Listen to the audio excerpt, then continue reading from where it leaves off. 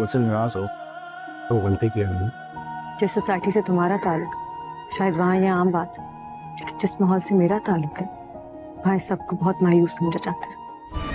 अब तुम्हारे हाथ में है कि 2-4 दिन गैराज के मामले में खामोश बैठते हो या कब्जा करते हो। साला हमारा तो नसीबा ही खराब है, दोस्त भी दुश्मन समझने पे मजबूर हो जाता है। क्या हुआ है?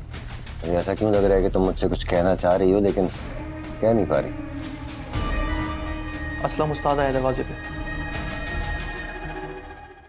वैसे अगर मैं आप दोनों को बताऊं कि मेरी लाइफ में कोई स्पेशल समवन है तो आप दोनों का क्या रिएक्शन होगा? रियली?